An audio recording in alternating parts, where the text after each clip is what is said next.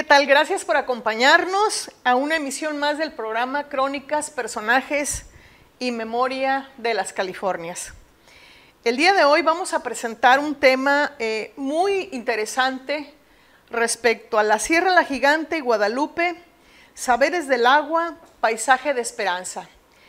Esta mañana nos acompaña el día de hoy un gran artista, embajador cultural, promotor, divulgador del conocimiento de nuestra península de la Baja California y en especial del tema de hoy, que es la Sierra La Gigante y Guadalupe, en un majestuoso libro que recientemente tuvo a bien editar y ser el autor intelectual de este gran contenido que en el transcurso de nuestra plática vamos a ir deleitando esa mirada a través de la cámara fotográfica que tiene de manera extraordinaria Miguel Ángel de la Cueva. Miguel Ángel de la Cueva es fotógrafo documental y de conservación. Inicia sus estudios de fotografía en la Escuela Activa de Fotografía en Cuernavaca, Morelos. Es becario del FESCA Conaculta en las modalidades de jóvenes creadores y divulgación del patrimonio. Es becario de PACMIC Conaculta de 1999 al 2001 y 2004.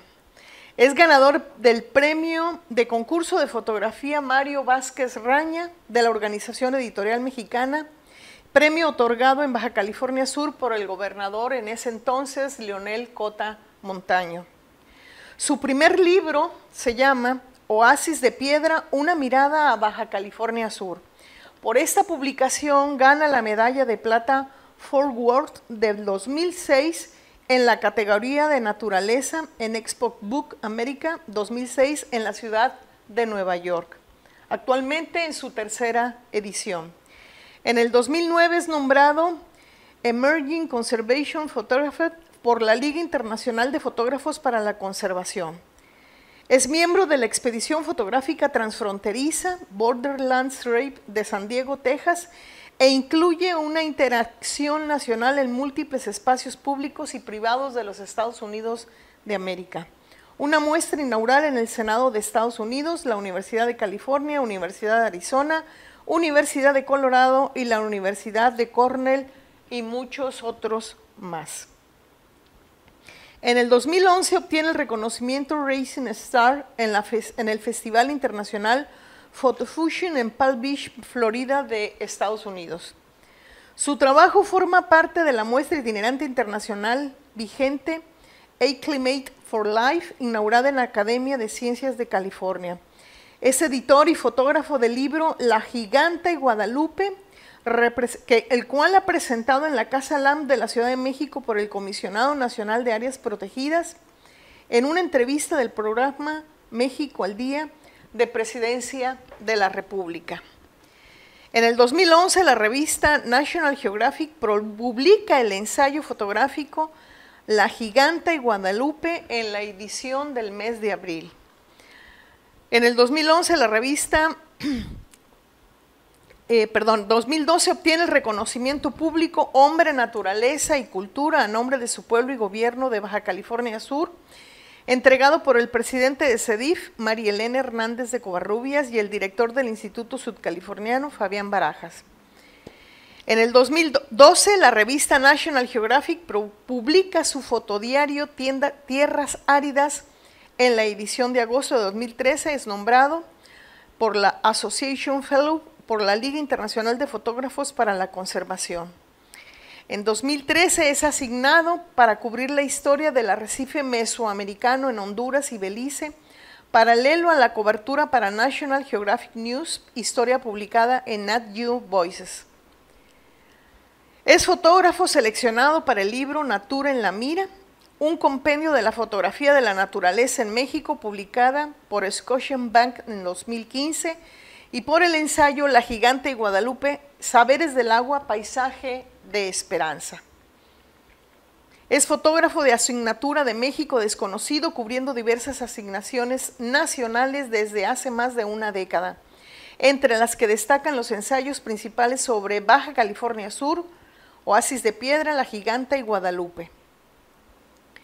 Historia principal para la revista National Geographic Tequila, una historia de amor, en la edición de noviembre de 2015, ganadora del Best Edit de Ediciones Internacionales.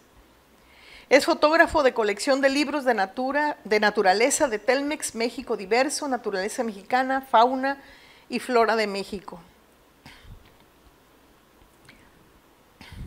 Múltiples organizaciones y colaboraciones para instituciones y organizaciones no gubernamentales como la WWF Nature Conservation Internacional a nivel nacional e internacional de 2011.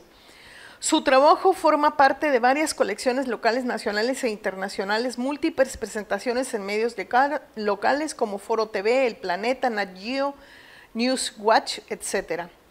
Desde 2009 enfoca sus esfuerzos a la creación de una nueva reserva de la biosfera del corredor biocultural de la Sierra La Giganta y Guadalupe de Baja California Sur. Y en el 2019, aclamada la serie televisiva por El Planeta del periodista Alberto Tinoco Guadarrama, que realiza El Tesoro de la Sierra, inspirada en 10 años de trabajo documental de la Sierra La Giganta y Guadalupe. ¿Qué tal, Miguel Ángel? ¿Cómo te va? ¿Cómo estás? Bienvenido. Muy bien, gracias. Muchas gracias por la invitación y feliz post-Día de la Californidad. Muchas gracias. Bienvenido. Bueno, vamos a iniciar nuestra plática. ¿Cómo te involucras en este proyecto tan hermoso como es la Sierra La Giganta y Guadalupe? En ese paisaje de la biodiversidad que tiene tan escondido nuestro estado de Baja California Sur. Pero no sin antes tocar también la escenografía tan maravillosa que nos brinda este Museo Regional de Historia, y a quien damos las gracias al doctor Luis Tresviña por permitirnos recrear y que el público también recree un poquito de lo que es nuestro patrimonio tangible de Baja California Sur. Adelante, ¿cómo te involucras en el proyecto? Bueno, antes que nada, muchísimas gracias y sobre todo, como bien lo dices, muchas gracias por este espacio increíble, ¿no? que nos tiene aquí reunidos. Bueno, yo llegué aquí a Baja California Sur en los 90s. Tengo viniendo desde hace más, desde los 80s, porque tengo familia aquí. Pero digamos que vivo de forma continua desde 1993. E inicio mi trabajo fotográfico a partir de 1996-97, como lo mencionaste, con una beca del FESCA, que fue la beca de jóvenes creadores, ¿no? Que fue la primera beca que me permitió conocer ya más a fondo el lugar. En ese entonces era un trabajo más de carácter etnográfico y eran sobre las fiestas paganas alrededor de las misiones jesuitas. Claro. ¿No? Digamos que fue mi primer intento de conocer a profundidad más allá de la costa, ¿no? Claro. Y bueno, con el tiempo, pues es imposible no asombrarse, ¿no? Con todo este paisaje impresionante, ¿no? Que me fue llevando más, ¿no? hacia su interior. Y fue aproximadamente como en 99 que en un descanso que hice en la carretera, me subí a un cerro y tuve la gran fortuna de ver un amanecer sobre Sierra La Giganta en la parte alta del Liwi. Ah, ok. Y impresionante, ¿no? Porque me tocó ver Sierra La Giganta hundiéndose en el Golfo de California y pues me impresionó tanto lo que vi. Claro. Que ya cuando bajé de ese cerrito ya no era la misma persona. O sea, realmente ese lugar se quedó tan dentro de mí que en los siguientes años no seguía haciendo otra cosa más que explorar. O sea, es curioso porque vivimos en un lugar que está rodeado de agua y casi todo mi tiempo lo he pasado explorando hacia adentro. Okay. O sea, tengo una gran fascinación por las tierras áridas, ¿no? Me gusta mucho todo lo que esconde el desierto y que no está a simple vista, ¿no? Y me encanta el mar, obviamente el desierto costero es precioso, es un lugar bellísimo, pero mi pasión está con las zonas áridas y particularmente, que es lo que venimos a platicar con este tema de Sierra La Giganta, ¿no? En mi primer libro me enfoqué mucho en las zonas áridas, en todos los paisajes costeros bellísimos, pero muy pronto me empecé a involucrar con el tema de las serranías. Por lo mismo, ¿no? Porque pues mucho de lo que no está a simple vista está resguardado en esas así oquedades, ¿no? En esas fisuras hay muchos secretos. Y fue en 2008, cuando Gabriela Naya, que en ese entonces era la directora de la Sociedad de Historia Natural Niparajá, se acercó conmigo y me dijo, oye, pues sabemos que obviamente a ti te encanta todo este tema de las zonas áridas, las montañas, y particularmente has trabajado en esa zona de la Giganta, ¿no? Pues nosotros tenemos un proyecto de conservación con el lugar. Te proponemos, ¿por qué no haces un libro que pueda pues dar a conocer de una forma más íntima pues todo aquello que esconde Sierra de la Giganta y Guadalupe, y sobre todo, ¿no?, el tema hídrico, porque pues, nuestras sierras, como bien lo sabemos, son las proveedoras y fábricas de agua, ¿no? Así es. Una zona... Pareciera difícilmente de creer, ¿no? Que es la columna vertebral de la Baja California Sur. Correcto, entonces todo este espinazo de Sierra de la Giganta y Guadalupe, que son aproximadamente 350 kilómetros de longitud, que inician aquí donde está el Cerro El Mechudo. En el norte de La Paz. Se deshace en todo lo que es las Taravillas, ahí es donde se empieza pero empieza a ascender de lo que es el Cerro Mechudo aquí a escasas 2-3 horas de La Paz, y termina, bueno, todo el corredor biológico termina hasta Mulegé, pero Sierra la Giganta... Pasa por Comondú, pasa por Loreto. Desciende exactamente en la zona norte de Loreto, que es donde está el parteaguas, por donde está la entrada a la Purísima Vieja. Ajá. Ahí desciende la Giganta, y en ese otro lado es cuando inicia Guadalupe. Okay. Precisamente ese parteaguas, donde está el acceso a la Purísima Vieja, es donde ambas sierras se dividen, pero por términos de funcionalidad, ambas sierras funcionan como un corredor biológico, aunque están ligeramente separadas por 800 metros, realmente es una continuidad. Claro. Entonces, y los colores varían también en esa brecha que se abre, donde se supone se despegan, ¿no? Que los colores son diferentes, ¿no? Sí, de hecho, curiosamente, aunque estén prácticamente pegadas, estas serranías tienen características diversas. Por ejemplo, la Giganta lo que tiene es que está más cargada hacia el Golfo de California, y es muy vertical. Casi una gran parte de Sierra de la Giganta está pegada al Golfo de California, y la medida que se abre hacia Sierra de Guadalupe se va abriendo hacia el Pacífico. Por ejemplo, mira. Por eso cuando nosotros pasamos por Mulegé, yendo hacia el norte, pues que vamos ya casi despegándonos de la costa, Sierra de Guadalupe siempre la vamos a ver hacia el centro de la península. O sea, la única parte de Sierra de Guadalupe que está pegada al Golfo de California es estas pequeñas serranías que están cerca de Bahía Concepción. Ajá. Pero las partes altas y la zona realmente serrana está al centro de la península, y termina exactamente en muy cerca del Vizcaíno, y a un lado de Sierra de San Francisco. Es un lugar muy extenso, entonces cuando me propusieron hacer este libro, pues bueno, pues obviamente tienes que priorizar. Entonces yo dije, bueno, mucho se conoce sobre las partes medias bajas, que es a lo que generalmente tenemos acceso, hay caminos. Claro. Entonces mucho de lo que yo hice en este proyecto fue enfocarme en las partes medias altas de estas serranías. Sí. Entonces empecé con Sierra la Giganta, empecé a trabajar con el corredor sureño que tenemos aquí en el Cerro El Mechudo, que está donde está el corredor biológico del borrego cimarrón Whimsy. Sí. Que es una subespecie, pues hay aproximadamente mil y pico borregos en toda la península. Está ubicado a 300 metros del nivel medio del mar, ¿no? Exacto. Entonces el Mechudo tiene una altura de 1000 metros, ese es el punto más alto aquí en el sur. Y bueno, y todas estas sierras que están ahí a un lado, que le llaman el corredor costero Mechudo San Cosme, toda esta parte de ahí, que es una zona borreguera tradicionalmente. Trabajé en esa zona.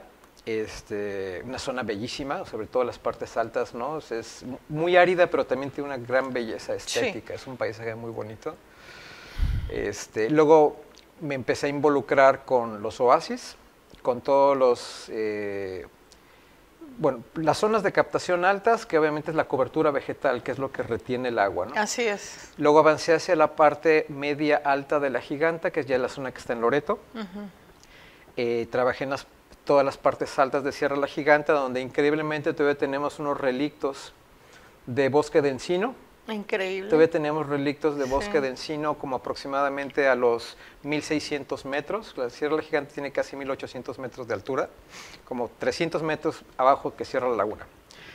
Pero todavía tenemos parches muy grandes de encino chaparro que están como por los 1600 metros, que son pues paisajes que existían, o sea, son recuerdos de lo que había, cómo era la península hace 10, 12 mil años, que era más templada y era más boscosa, ¿no?, que lo que vemos ahorita, ¿no? Recorrí todas estas lagunas estacionales, por ejemplo, como los llanos de Caquihui, que es increíble que aquí a 3, 4 horas de La Paz tenemos lagunas estacionales que tienen hasta 2 kilómetros de largo, ¿no? Y que en lluvias y huracanes considerables nos pueden durar hasta 2 años. Increíble. Y que es el sostén de la vida ranchera y silvestre. Claro. Sin estas lagunas estacionales, la vida sería imposible aquí, ¿no? Igual, si las serranías no tuvieran toda esta capacidad de captación, pues no tuviéramos agua en La Paz tampoco. Y bueno, alguien me platicó y me gustó mucho el término. Las sierras son como nuestras administradoras de agua porque la captan, la almacenan y la van liberando poco a poco, a través de manantiales, de oasis, humedales. Y obviamente todos estos cuerpos subterráneos, ¿no?, de agua, ¿no? Pues, por ejemplo, el Valle de Santo Domingo. Sí, tienen una... Todo el Valle de Santo Domingo y toda la agricultura depende, gracias a Sierra La Giganta. El parteaguas pacífico de La Giganta, esta cuenca pacífico, es la que suministra de agua al Valle de Santo Domingo. Y bueno, oasis, los oasis silvestres, ¿no?, que son, por ejemplo, los de palma de taco, porque tenemos 2 tipos de oasis aquí. Tenemos los que nosotros sabemos que son los naturales, o sea, los de palma de taco, y los oasis, como me gusta llamarlos, culturales, que son los que no existían, pero cuando llegaron los misioneros, que fueron creados, como los oasis de San Ignacio Mulegé, que cuando llegaron eran cuerpos de agua, pero no tenían palmera. Y ellos sembraron palma datilera y crearon oasis, entonces es un paisaje cultural, realmente es un oasis. Y tenemos los oasis nativos que están en las partes medias altas de las serranías, ¿no? Pero tocando ese punto es muy interesante lo que expresas, porque estamos hablando que estas sierras proveen a más de 1,100 comunidades que representan el 48% de la población del estado. Correcto. Imagínate nada más. El 48.8% de la población es beneficiada por la sierra. Sí, y tenemos, digo, para bien que, bueno, en los últimos años ha habido un refuerzo constante de esta cultura del agua, sobre todo con Sierra La Laguna, y ya vimos, ¿no?, incluso con estos temas de minería y todo, que se intensificó este tema del cuidado del agua. Pero también al mismo tiempo se cree que la única fuente de agua que hay en el estado es Sierra La Laguna. Ajá. Y Sierra Laguna sí es la mayor fuente de agua por su capacidad de captación, pero solamente provee a la zona de Los Cabos y La Paz. Una parte, ¿no? Sí, o sea, y el norte de La Paz hacia Comondú, Loreto y Mulegé, la abastece Sierra La Giganta. Esos 4 municipios dependen del servicio hídrico. 4, 3 de los 5 municipios, exactamente, ¿no? Sí, exactamente. Norte de La Paz y los otros 3 dependen de ese servicio hídrico que proveen Sierra La Giganta. Entonces, el tema de conservación es muy importante porque, que voy a platicar más adelante, sobre todo porque es importante conservar las zonas altas de vegetación, porque son una esponja. Así es. Entonces, si nosotros no tenemos esponja arriba, que es la vegetación, no vamos a tener una recarga, ¿no? Si tenemos desmonte, si tenemos ganadería extensiva, lo que vamos a hacer en un muy corto plazo es que vamos a deforestar, y todo lo que y todo este servicio pues prácticamente va a desaparecer porque no vamos a tener captación de agua, ¿no? Entonces se habla de una de las amenazas, el cambio de uso de suelo, ¿no? De la venta, de la especulación inmobiliaria que hay en esa zona, ¿no? Sí, una de las cosas muy interesantes, pues hablando superficialmente del tema de la reserva, porque no venimos tanto a hablar de la reserva, sino todos los valores hacia un proyecto de conservación, es que de hacerse posible, y que es una de las razones que, pues, por las que yo he participado pues, apasionadamente en el proyecto, es que en este caso esta reserva sería la primera reserva de la biosfera que tiene completamente en su esquema de manejo el tema comunitario. O sea, sería la primera en la que efectivamente las comunidades van a tener palabra y decisión sobre qué se va a hacer y cómo se va a hacer. Representan el 81% del total de la tierra. Correcto, entonces estos temas sabemos que como por ser una zona semiárida, pues sí, el tema agua siempre es muy complejo, o sea, tenemos que tener mucha cautela en... El desarrollo obviamente definitivamente es el motor económico, claro. O sea, ¿no? O sea, lo necesitamos. Pero sustentado. Pero debemos tener mucho cuidado por nuestra condición semiárida, en qué tipo de desarrollo vamos a querer, ¿no? O sea, no queremos ese desarrollo que prácticamente depreda todo el recurso y en unos pocos años se va, ¿no? Y deja desprotegidas las comunidades, los acuíferos. Y lo mismo sucede incluso con la misma agricultura. O sea, la agricultura es una actividad muy importante, siempre lo va a ser, pero como todo, tarde o temprano tenemos que encontrar qué tipo de agricultura va a ser la que nos va a poder dar futuro, o sea, tener actividades a largo plazo, ¿no? Porque tenemos recursos muy limitados. Aquí no tenemos ríos, no somos como Sinaloa, lugares así donde el agua prácticamente abunda, ¿no? Entonces, y bueno, pasando, por ejemplo, el tema de la giganta, me metía a lugares como Sierra de Guadalupe, que es todavía menos conocido, ¿no? Sierra de Guadalupe... A la parte media que hablas. La parte media alta, que es la continuidad de Sierra de la Giganta.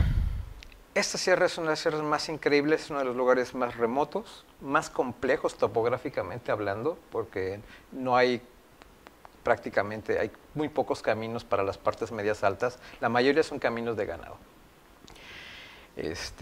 Tuve la gran fortuna, por ejemplo, de invitar a Ezequiel Ezcurra a este proyecto, que es un gran científico y un gran narrador, ¿no?, de la biodiversidad. Y hicimos unos encuentros padrísimos. Yo encontré algunas cosas que en algún momento no supe identificar, interpretar. Lo invité y él pues, se tomó el tiempo 2 semanas de dejar su dirección ahí en el programa para México y Estados Unidos de la Universidad de California y se vino 2 semanas a Lomo de Mula conmigo, que es parte de la bitácora. Sí. Hay una bitácora que está escrita solamente en nuestra expedición, o sea, para nuestra expedición. Encontramos orquídeas parásitas, encontramos zonas con helechos que vas a poder ver en este libro. Sí. O sea, prácticamente vegetación que la mayoría incluso yo mismo no sabía que existía, ¿no? O sea, vegetación de hace 12,000 años. Estas orquídeas, por ejemplo, que ha habido un par de registros en Sierra La Laguna, son, y los huéribos, son orquídeas que solamente crecen al pie de los huéribos, que es un álamo endémico peninsular, es un primo del álamo. Unos bosques increíbles. O sea, especies muy raras también como la ambrosia, ¿no? Exacto, o sea, la ambrosia, por ejemplo, ahí hay una especie de ambrosia que crece solamente en Sierra La Giganta y en la parte del Mechudo. Nada más. En esa zona es una zona endémica muy especial. Exactamente, ¿no? Y son registros, por ejemplo, que en su momento hizo José Luis León de la Luz, ¿no? Obviamente con ayuda de Annetta Carter, ¿no? Que Annetta Carter, bueno, ya es otro tema, que es una mujer increíble porque ha hecho uno de los mayores registros, ya falleció, pero dejó gran parte de su legado en manos de José Luis León de la Luz de Signor, ¿no?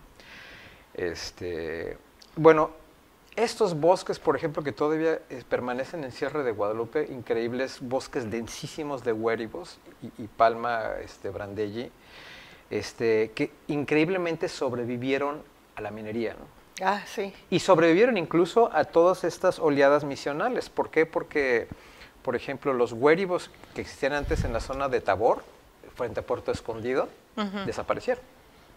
¿Por qué? Porque estaban muy a la mano y con eso se hacían los mástiles completos para las embarcaciones. Entonces Tabor tenía güéribos como los que tenemos incluso aquí al sur, ¿no? Y en Sierra de Guadalupe todavía tenemos esos relictos de bosque increíbles con algunos cañones donde encierran esta diversidad de la que estamos platicando, desde orquídeas, helechos. Hablas en el libro que es un ecosistema muy distinto a los demás. Sí, es que la zona de Guadalupe, precisamente, como está más al centro de la península, tiene cañones que están enfilados hacia la zona Pacífico. Entonces, algunos de estos cañones fungen como una especie de embudo de toda esta neblina, toda esta zona. Ah, muy bien. Entonces, si uno lo viera desde el satélite, toda esta neblina entra por algunas de estas oquedades de las partes angostas de Sierra de Guadalupe, asciende y crea como una especie de cápsula húmeda, y sobre todo los cañones que tienen poca exposición al sol, pues obviamente son cápsulas así de vegetación. Preciosas, ¿no? Que las han conservado así. Son lugares muy pequeños, pero son unas joyas biológicas. O sea, no son, cuando hablamos de bosques, no son como los bosques del interior del país. Claro, ¿no? Sí, claro. pero su maravilla es precisamente lo frágil, ¿no? Y todo esto que todavía nos guarda, ¿no? Que nos recuerda todos estos otros tiempos, ¿no? de la península. Entonces, es increíble, obviamente, o sea, en términos de biodiversidad hay muchísimo todavía por descubrir. Es increíble lo que estas sierras nos proveen. O sea, es importantísimo, ¿no? Que conozcamos la importancia del servicio que nos proveen, oxígeno, agua. Por eso, en términos de su conservación, gracias a estos lugares y sus servicios, pues, tenemos una población ranchera que todavía permanece resiliente, pero que ya está que a pesar de que todavía mantiene sus actividades tradicionales, estamos en un punto crucial, que estas rancherías, por ejemplo, que han subsistido durante muchas generaciones, ahorita están en un momento muy delicado porque hay un cambio climático real. Yo estuve trabajando en los últimos 2 años con un tema de cambio climático de migración, o sea, cómo está relacionada la migración con el clima. Y casi toda la población que está migrando de las serranías, obviamente también es por el tema económico que se ha complicado, claro, pero principalmente es por cómo ha cambiado el clima. O sea, ¿qué significa? Llueve menos y cuando llueve, llueve más fuerte. Entonces, cuando llueve más fuerte, se lleva el ancón y se lleva toda su tierra. Y casi todas las personas que he conocido se están quedando sin tierra porque se ensanchan los arroyos y prácticamente quedan al margen. Va comiendo, ¿no? Se va comiendo. Eso no sucedía hace 4 años. O sea, siempre ha habido huracanes. Sí. Pero eran constantes y obviamente no había ese tipo de daño. Ya. Entonces, si eso le aúna a las sequías, pues prácticamente el ranchero está en el límite, ¿no? Claro. Como muchas de sus actividades tradicionales, ¿no? Entonces, es muchísimo lo que podemos hablar de estos lugares. Patrimonio arqueológico. Ah, eso es extraordinario. Híjole, también. Digo, sí. Tienes un reconocimiento de la UNESCO, Patrimonio Universal, claro. lo que es la Sierra de San Francisco, que está en el municipio de Mulegé también. Correcto, y Sierra de Guadalupe, que está precisamente frente a la Sierra de San Francisco, o sea, es como... La continuación, por así decirlo, ¿no? Sí, obviamente no de la misma forma que la Giganta, pero digamos, históricamente ha habido una migración, ¿no? de los antiguos habitantes en esas zonas. Entonces podemos encontrar todavía mucho del gran mural que hay en la Sierra de San Francisco, en la parte norte de Guadalupe, luego al sur de Sierra de Guadalupe, ya pegado hacia la Purísima. Tenemos arte más abstracto, esquemático, pequeño, pero también muy bello, ¿no? Sierra La Giganta tiene otro tipo de arte rupestre que no es como el de Sierra de San Francisco, o sea, monumental, pero es esquemático y abstracto, más pequeño, pero no por eso menos valioso, ¿no? Hay zonas así muy como Canipolé, y bueno, todas estas zonas así de Sierra La Giganta Norte, zonas muy ¿Dónde está la UMA reconocida de Bonfil? ¿Está en Sierra de Guadalupe? Bueno, Bonfil... sabemos que, por ejemplo, en el caso de las UMAs, en el caso del manejo de vida silvestre, pues tenemos, las más importantes están aquí, precisamente en la zona del Mechudo, en el corredor, ¿no? Okay. El Ejido 1, Tepentú y todos esos ejidos que manejan UMAS. Luego está al norte, Sierra de Guadalupe, el ejido Bonfil, que es la continuación del Bonfil, pues la zona como de las Tres Vírgenes, que es donde hay una zona muy reconocida de manejo del borrego cimarrón, ¿no? Y también tienes una zona de pinturas rupestres que datan, según el libro de Enrique Hambleton, de más de 9,000 años, las pinturas rupestres del Frutillal y Palmarito. Sí, correcto. Y bueno, y de hecho Enrique, los dos Enriques, ¿no? Porque así, incluso con los ranchos, nunca me dicen Harry. O sea, yo he conocido muchos rancheros que los conocieron hace 30 años y siempre me dicen de los dos Enriques, ¿no?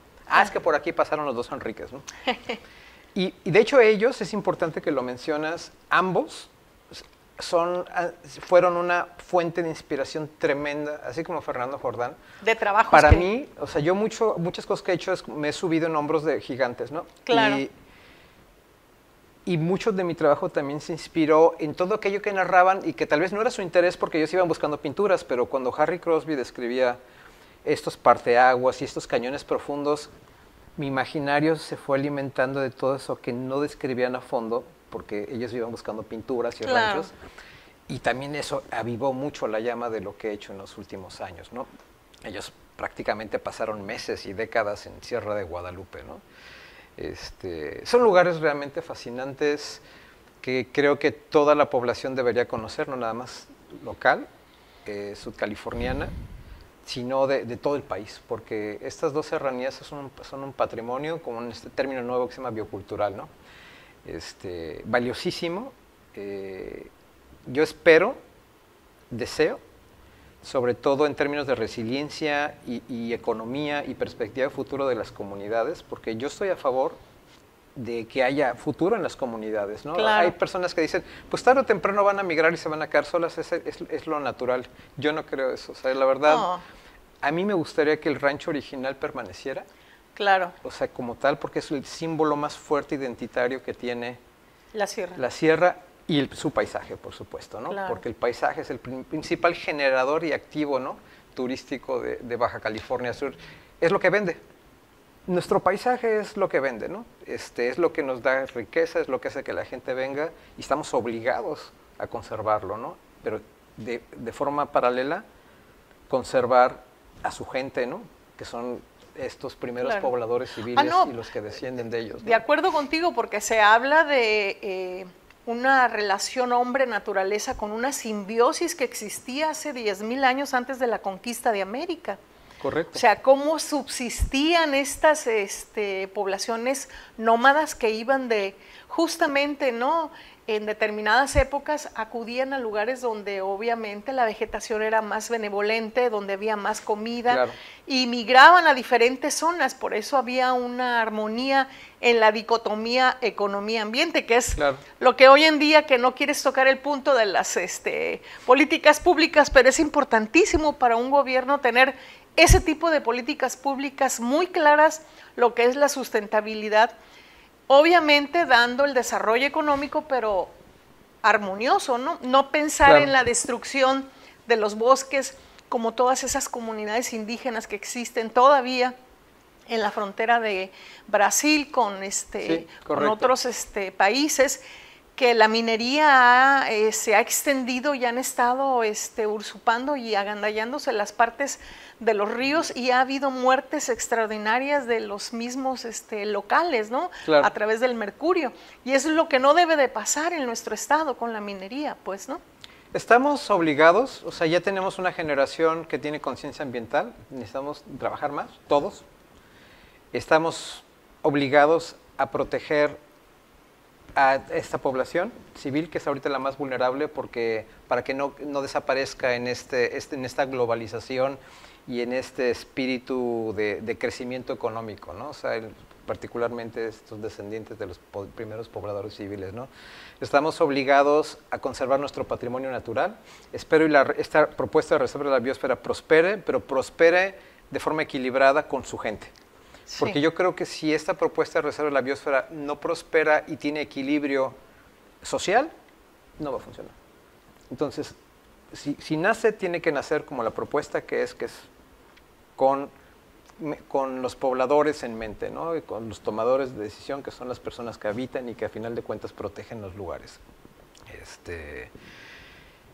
Tenemos muchísimos compromisos, ¿no? O sea, yo creo que, pues en mi caso, por mi trabajo, yo siempre digo que lo que me preocupa, me ocupa, ¿no? Claro.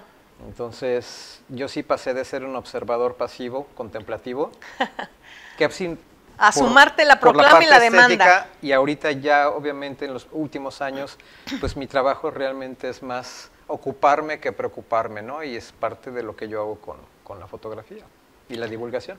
Claro, no, es extraordinario tu trabajo con una aportación muy importante e interesante.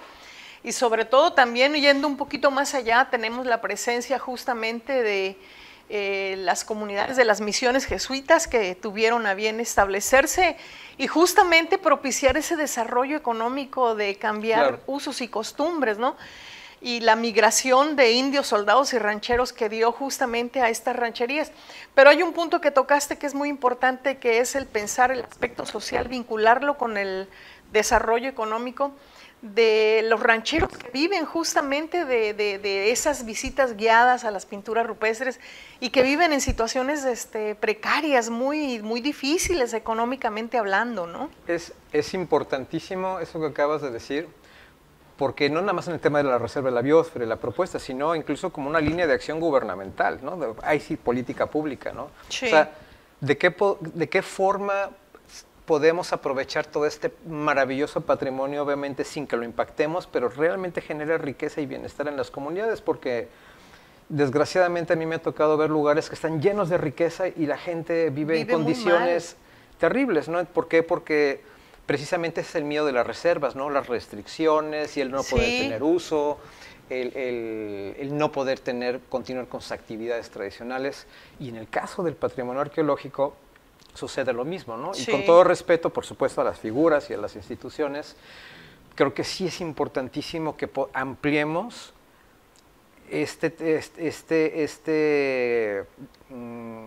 aprovechamiento, por decirlo así, de nuestro patrimonio para generar riqueza y bienestar en las comunidades, ¿no? Porque hay personas que se quedan 8 meses en la rotación sin poder hacer un tour, ¿no? Y bueno, eso ya es otro tema, pero yo creo que sí podemos crear un mecanismo en el que todo esto genere más beneficio. Creo que el municipio de Mulegé debe de propiciar en el Plan Estatal de Desarrollo este tipo de política pública, vincular el aspecto social de las comunidades.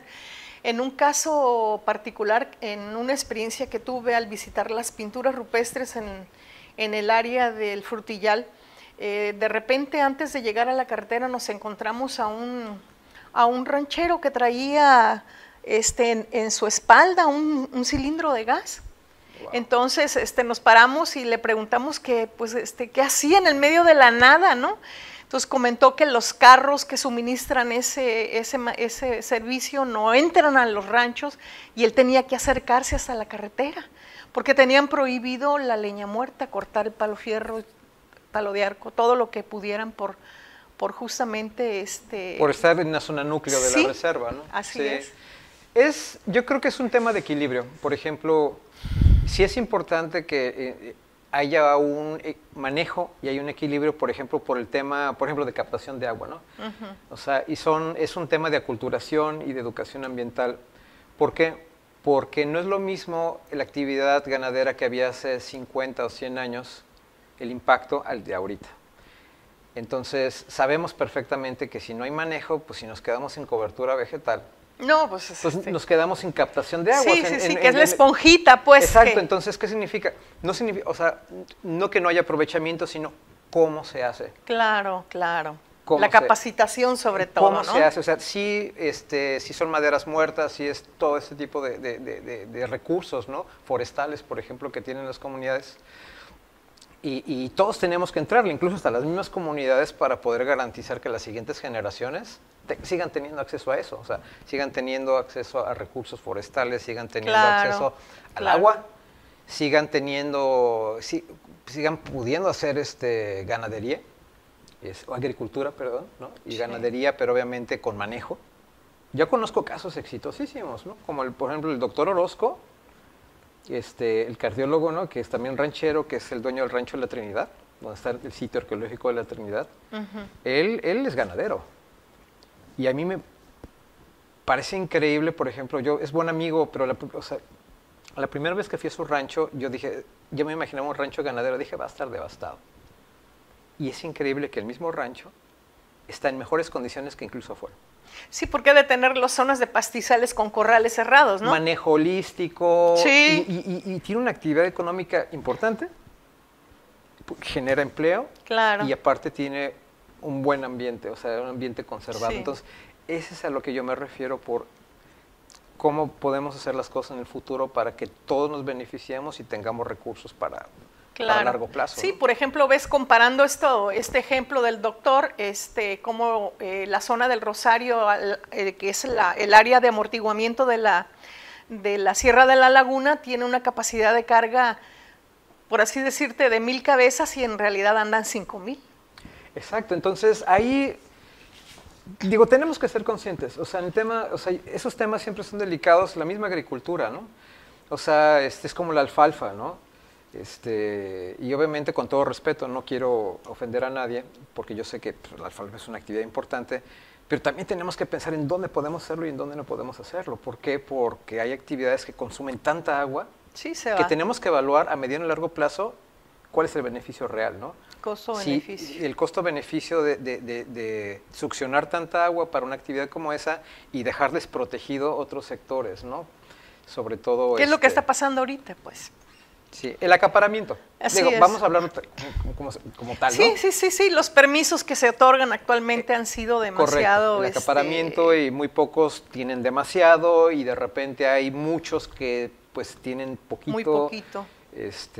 Y esperemos, ¿no? O sea, yo deseo, claro, yo le apuesto, armónico. Trato de ser optimista, o sea, no concentrarme en lo negativo, sino pues ser optimista y en que a nivel de política pública realmente le apueste a este tipo de desarrollo equilibrado, ¿no? Sí, ya para cerrar, actualmente la zona cuenta con 4.420 habitantes y con 485 localidades. Y son 430 rancherías unifamiliares las que están en la Sierra de Guadalupe. Y descendiendo. La doctora Castorena tiene una proyección, que es su área de estudio, y esa y la de género, ¿no? Pero la va trabajando en paralelo. Ella proyecta que si no hay propuestas, sobre todo económicas para la región, que para 2030, por ejemplo, la mayoría de los ranchos originarios van a desaparecer. Y si no desaparece el rancho, va a desaparecer su población original, porque lo que está sucediendo es que la población original se está yendo a trabajar a las zonas urbanas, a los pueblos turísticos, y gente de otras partes están llegando a comprar los ranchos. Sí, es la especulación inmobiliaria, ¿no? Correcto, ¿no? Y vienen otros temas como el tema hídrico, ¿no? Acaparación y todo esto, ¿no? Muchísimas gracias, Miguel Ángel.